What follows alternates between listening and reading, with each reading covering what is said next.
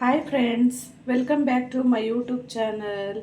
I hope ನೀವೆಲ್ಲ ಚೆನ್ನಾಗಿದ್ದೀರಂತ ಭಾವಿಸ್ತಾ ಇವತ್ತಿನ ವಿಡಿಯೋ ಈಗ ಸ್ಟಾರ್ಟ್ ಮಾಡ್ತಾ ಇದ್ದೀನಿ.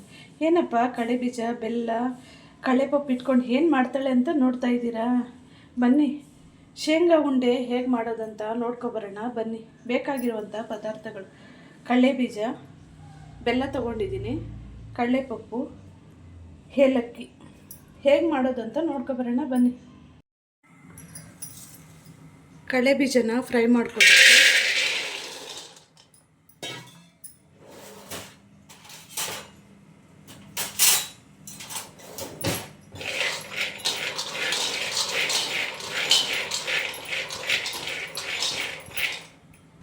ಇಷ್ಟು ಫ್ರೈ ಆದರೆ ಸಾಕು. ಇದು ತಣ್ಣಗಾಗಕ್ಕೆ ಬಿಟ್ಟು ಏಲಕ್ಕಿನ ಕುಟ್ಕೊಂಡು ಬಂದು ಸಿಗ್ತೀನಿ.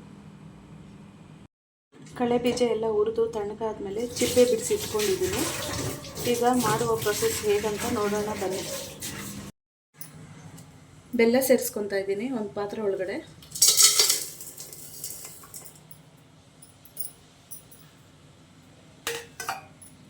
ಬೆಲ್ಲ ಕರಗೋಕ್ಕೆ ಒಂದು ಅರ್ಧ ಗ್ಲಾಸ್ ನೀರು ತೊಗೊತಾ ಇದ್ದೀನಿ.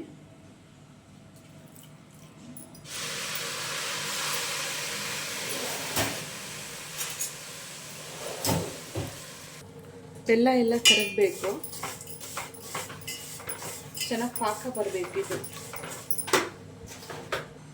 ಕೈ ಬಿಡದೆ ಚೆನ್ನಾಗಿ ತಿರುಕೊಡ್ತಾ ಇರಬೇಕು, ಬೇಗ ಬರುತ್ತೆ ಪಾಕ.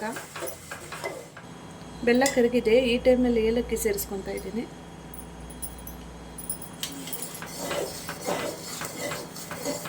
ಅದೆಲ್ಲ ಒಂದ್ಸಲ ಮಿಕ್ಸ್ ಮಾಡ್ಕೋಬೇಕು. ಪಾಕ ಬಂದಿದೆ ಅಂತ ಹೇಗೆ ಗೊತ್ತಾಗೋದು ಅಂದರೆ, ಒಂದು ಬೌಲಲ್ಲಿ ನೀರು ಇಟ್ಕೊಂಡು ಪಾಕನ ತೆಗೆದು ಈ ಥರ ಹಾಕ್ಕೋಬೇಕು. ಈ ಥರ ಉಂಡೆ ಬಂದರೆ ಪಾಕ ರೆಡಿಯಾಗಿದೆ ಅಂತ. ಪಾಕ ರೆಡಿಯಾಗಿದೆ. ಸ್ಟವ್ ಆಫ್ ಮಾಡ್ಕೋತಾ ಇದ್ದೀನಿ. ಈಗ ನಾವು ತಗೊಂಡಿರೋಂಥ ಕಡಲೆಪಪ್ಪು,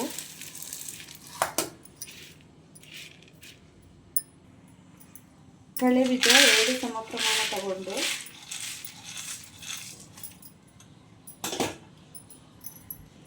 ಇವೆರಡು ಮಿಕ್ಸ್ ಮಾಡ್ಕೋಬೇಕು.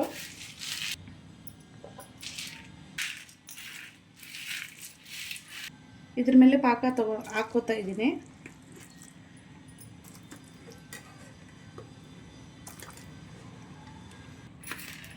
ಇದೆಲ್ಲ ಒಂದ್ಸರಿ ಮಿಕ್ಸ್ ಮಾಡ್ಕೋಬೇಕು.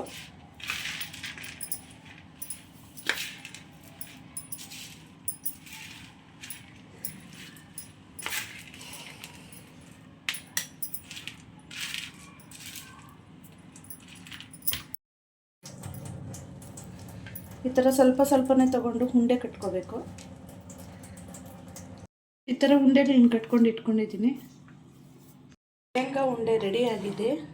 ನಿಮ್ಮ ಮನೇಲಿ ಲಕ್ಷ್ಮಿ ಹಬ್ಬಕ್ಕೆ ಏನೇನೆಲ್ಲ ತಿಂಡಿಗಳು ಮಾಡ್ತೀರೋ ಕಮೆಂಟ್ ಬಾಕ್ಸಲ್ಲಿ ಕಮೆಂಟ್ ಮಾಡಿ. ಇಷ್ಟ ಆದರೆ ಲೈಕ್ ಮಾಡಿ, ಶೇರ್ ಮಾಡಿ, ಸಬ್ಸ್ಕ್ರೈಬ್ ಮಾಡೋದು ಮರಿಬೇಡಿ.